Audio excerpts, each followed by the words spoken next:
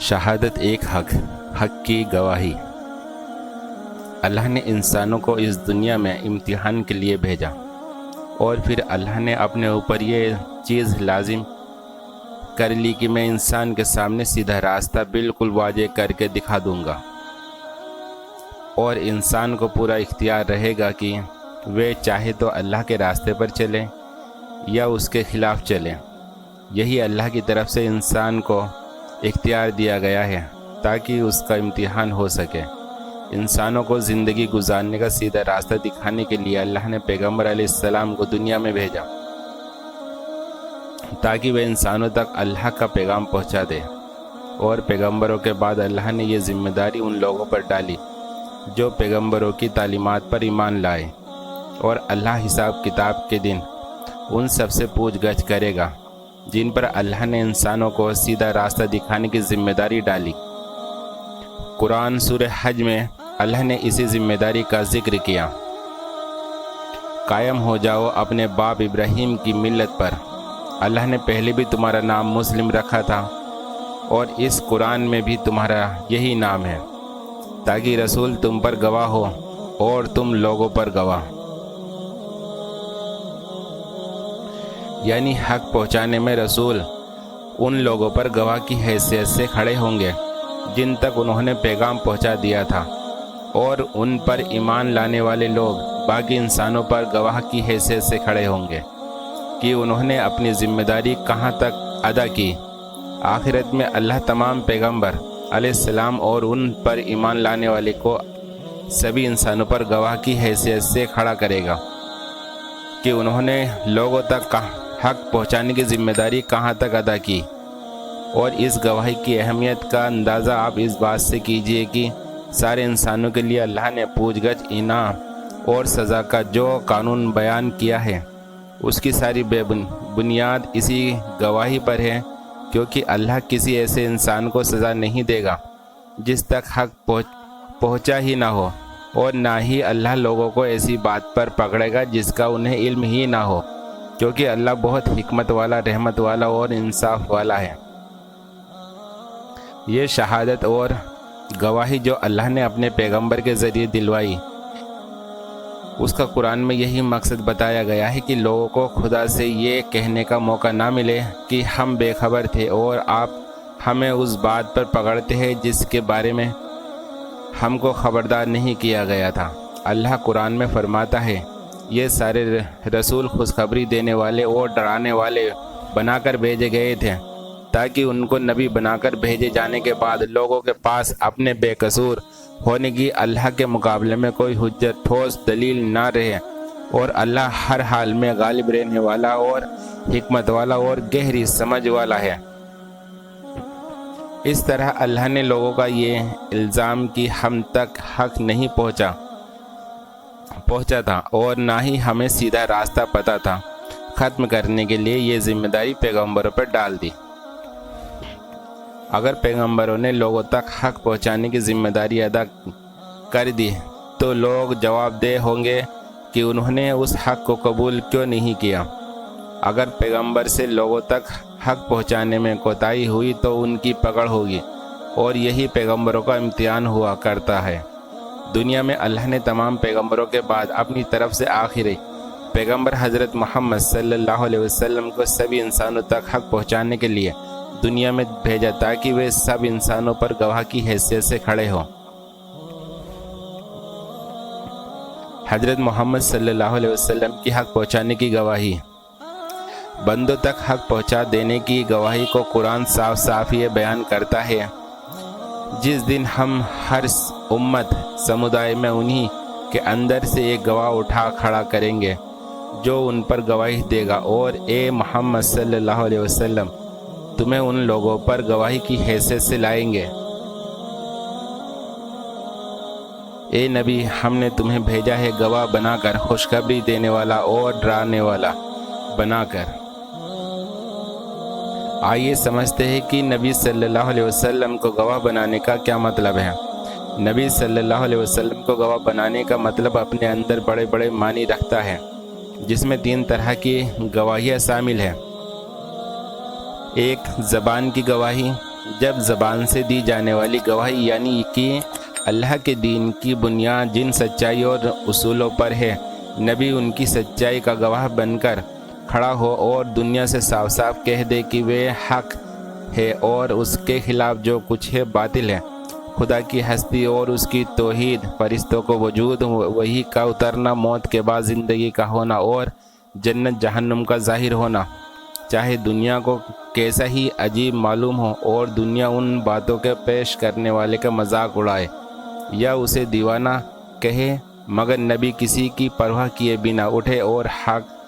پکار کر کہہ دے کہ یہ سب کچھ حقیقت ہے اور گمراہ ہے وہ لوگ جو اسے نہیں مانتے۔ اسی طرح اخلاق و تہذیب اور رہن سہن کے جو تصورات، قدریں، رسول اور جبتے خدا نے اس پر ظاہر کیے ہیں، انہیں اگر ساری دنیا غلط کہتی ہو اور اس کے خلاف چل رہی ہو، تب بھی نبی کا کام یہ ہے کہ انہی کو کھلم کھلا پیش کرے اور ان تمام خیالات اور طریقوں کو غلط ٹھہرا دے جو ان کے خلاف دنیا میں چل رہے ہوں۔ اسی طرح جو کچھ اللہ کی شریعت میں حلال ہے، نبی ان کو حلال ہی کہے چاہے ساری دنیا اسے حرام سمجھتی ہو، اور جو کچھ خدا کی شریعت میں حرام ہے، نبی اس کو حرام ہی کہے چاہے ساری دنیا اسے حلال اور پاک صاف ٹھہرا رہی ہو۔ 2 نمبر، عمل کی گواہی۔ دوسری، عمل سے دی جانے والی گواہی یعنی کہ نبی اپنی پوری زندگی میں اس مسلک کا عملی طور سے اظہار کرے جسے دنیا کے سامنے پیش کرنے کے لیے وہ اٹھا ہے۔ جس چیز کو وہ برائی کہتا ہے، اس کے ہر چھوٹے سے حصے تک سے اس کی زندگی پاک ہو۔ جس چیز کو وہ بھلائی کہتا ہے، اس کی اپنی زندگی میں بھی وہ پوری شان کے ساتھ نظر آئے۔ جس چیز کو وہ فرض کہتا ہے، اسے ادا کرنے میں وہ سب سے بڑھ کر ہو۔ جس چیز کو وہ گناہ کہتا ہے، اس سے بچنے میں کوئی اس کی برابری نہ کر سکے۔ زندگی کے جس قانون کو وہ خدا کا قانون کہتا ہے، اسے لاگو کرنے میں وہ کوئی کسر نہ اٹھا رہے ہیں۔ اس کا اپنا اخلاق اس بات پر گواہ ہو کہ وہ اپنی دعوت میں کتنا سچا اور کتنا مخلص ہے، اور اس کا وجود اس کی تعلیم کا ایسا مکمل نمونہ ہو جسے دیکھ کر ہر آدمی معلوم کر لے کہ جس دین کی طرف وہ دنیا کو بلا رہا ہے، وہ کس معیار کا انسان بنانا چاہتا ہے، کیا کردار اس میں پیدا کرنا چاہتا ہے اور کیا نظام زندگی اس سے قائم کرانا چاہتا ہے۔ 3 نمبر، آخرت کی گواہی۔ تیسری، آخرت کی گواہی یعنی آخرت میں جب اللہ کی عدالت قائم ہو، اس وقت نبی اس بات کی گواہی دے کہ جو پیغام اس کے سپرد کیا گیا تھا وہ اس نے بنا کچھ گھٹائے بڑھائے لوگوں تک پہنچا دیا، اور اس کے سامنے اپنی زبان اور اپنے عمل سے حق کھول کر رکھ دینے میں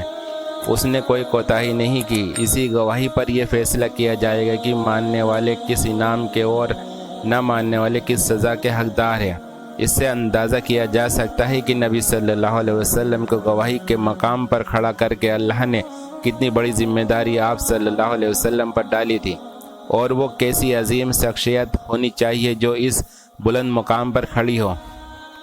ہو سکے۔ ظاہر بات ہے کہ نبی صلی اللہ علیہ وسلم سے سچے دین اسلام کی زبانی اور عملی گواہی پیش کرنے میں ذرہ برابر بھی کوئی کوتاہی نہیں ہوئی ہے۔ تبھی تو آخرت میں آپ صلی اللہ علیہ وسلم یہ گواہی دے سکیں گے کہ میں نے لوگوں پر حق پوری طرح واضح کر دیا تھا، اور تبھی اللہ کی حجت لوگوں پر قائم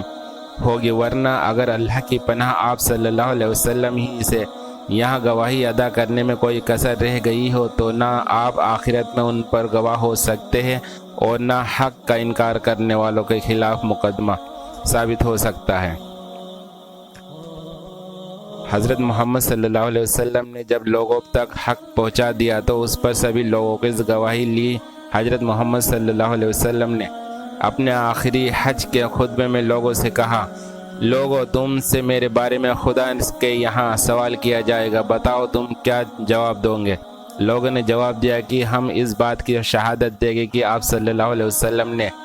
امانت دین پہنچا دی اور آپ صلی اللہ علیہ وسلم نے حق رسالت ادا فرما دیا اور ہماری خیر خواہی فرمائی۔ یہ سن کر حضرت محمد صلی اللہ علیہ وسلم نے اپنی شہادت کی انگلی آسمان کی طرف اٹھائی اور لوگوں کی جانب اشارہ کرتے ہوئے 3 مرتبہ ارشاد فرمایا، خدایا گواہ رہنا، خدایا گواہ رہنا، خدایا گواہ رہنا۔ حضرت محمد صلی اللہ علیہ وسلم کے بعد اب یہ ذمہ داری مسلمانوں کے اوپر آتی ہے تو مسلمان اس کے لیے کتنے تیار ہیں؟ اگر مسلمان نے حق کی گواہی کا حق ادا نہ کیا تو مسلمان آخرت میں پکڑے جائیں گے۔ اسی ذمہ داری کو مسلمانوں پر ڈالتے ہوئے اللہ نے قرآن میں فرمایا، اور اسی طرح تو ہم نے تم مسلمانوں کو ایک امت وسط اتم سمدائے بنایا ہے تاکہ تم ان دنیا کے لوگوں پر گواہ ہو اور رسول تم پر گواہ ہو۔ امت وسط لفظ کے اندر اتنے زیادہ معنی پائے جاتے ہیں کہ کسی دوسرے لفظ سے اس کے ترجمے کا حق ادا نہیں کیا جا سکتا۔ اس سے مراد ایک ایسا اعلیٰ اور بہترین گروہ ہے جو عدل اور انصاف اور مناسب اور درمیانی راہ پر چلنے والا ہو، جو دنیا کی قوموں کے بیچ صدر کی حیثیت سے رکھتا ہو اور جس کا تعلق سب کے ساتھ یکساں حق اور سچائی کا تعلق ہو، اور نامناسب اور ناحق تعلق کسی سے نہ ہو۔ پھر یہ جو کہا کہ تمہیں امت وسط اس لیے بنایا گیا ہے کہ تم لوگوں پر گواہ ہو اور رسول تم پر گواہ ہو، تو اس سے مراد یہ ہے کہ آخرت پرلوک پر جب سارے انسانوں کا اکٹھا حساب لیا جائے گا، اس وقت رسول تمہارے ذمہ دار نمائندے کی حیثیت سے تم پر گواہی دے گا کہ یہی فکر اچھے عمل اور انصاف کے نظام ویوستھا کی تو جو تعلیم ہم نے اسے دی تھی وہ اس نے تم تک بنا کمی پیشی کی پوری پہنچا دی اور عملی طور پر اس کے مطابق کام کر کے دکھا دیا۔ اس کے بعد رسول کے قائم مقام نمائندے ہونے کی حیثیت سے تم کو عام انسانوں پر گواہ کی حیثیت سے اٹھنا ہوگا اور یہ گواہی دینی ہوگی کہ رسول نے جو کچھ تمہیں پہنچایا تھا وہ تم نے انہیں پہنچانے میں، اور وہ جو کچھ رسول نے تمہیں دکھایا تھا وہ تم نے انہیں دکھانے میں اپنی حد تک کوئی کوتاہی نہیں کی۔ اس طرح کسی شخص کا گروہ کا اس دنیا میں خدا کی طرف سے گواہی کے منصب پر مقرر ہونا ہی حقیقت میں اس کا امامت اور پیشوائی کے مقام پر بٹھایا جانا ہے۔ اس میں جہاں بلندی اور بڑائی کے وہیں ذمہ داری کا بہت بڑا بوجھ بھی ہے۔ اس کے معنی یہ ہے کہ جس طرح اللہ کے رسول صلی اللہ علیہ وسلم اس امت کے لیے خدا ترسی اس کا نام ہے، رست تروی یہ ہے، عدالت نیائے اس کو کہتے، اور حق پرستی ایسی ہوتی ہے۔ پھر اس کو معنی یہ بھی ہے کہ جس طرح خدا کی ہدایت ہم تک پہنچانے کے لیے اللہ کے رسول صلی اللہ علیہ وسلم کی ذمہ داری بڑی سخت تھی، یہاں تک کہ اگر وہ اس میں ذرا سی کوتاہی بھی کرتے تو خدا کے یہاں پکڑے جاتے، اسی طرح دنیا کے تمام انسانوں تک اس ہدایت کو پہنچانے کی بہت سخت ذمہ داری ہم پر آتی ہے۔ اگر ہم خدا کی عدالت میں واقعی اس بات کی گواہی نہ دے سکے کہ ہم نے تیری ہدایت جو تیرے رسول صلی اللہ علیہ وسلم کے ذریعے سے ہم کو پہنچی تھی تیرے بندوں تک پہنچا دینے میں کوئی کوتاہی نہیں کی ہے، تو ہم بہت بری طرح پکڑے جائیں گے اور پیشوائی کا یہی فقر ہمیں وہاں لے ڈوبے گا۔ ہماری پیشوائی کے دور میں ہماری واقعی کوتاہیوں کی وجہ سے سوچ اور عمل کی جتنی گمراہیاں دنیا میں پھیلی ہے اور جتنے فساد اور فتنے خدا کی زمین میں پیدا ہوئے ہیں، ان سب کے لیے برائی کے سرداروں اور انسان روپی شیطانوں اور جن روپی شیطانوں کے ساتھ ساتھ ہم بھی پکڑے جائیں گے۔ ہم سے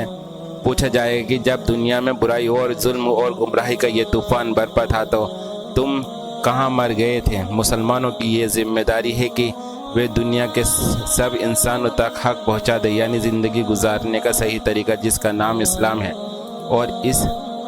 حق پہنچانے کی گواہی مسلمانوں کو اپنی زبان اور اپنے عمل سے دینی ہے تاکہ دنیا کے لوگوں کو اللہ کے سامنے یہ کہنے کا موقع نہ ملے کہ ہم تک حق پہنچا ہی نہیں تھا۔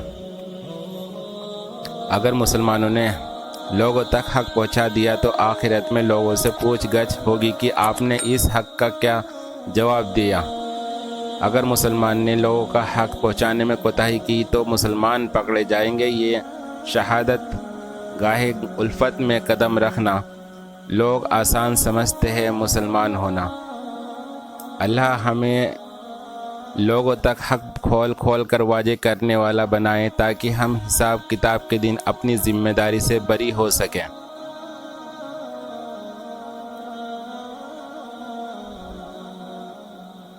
اور آپ ہمارے چینل پہ نئے ہیں تو ہمارے چینل کو سبسکرائب کریں، لائک کمنٹس اور شیئر کرتے جائیں۔ السلام علیکم ورحمۃ اللہ وبرکاتہ۔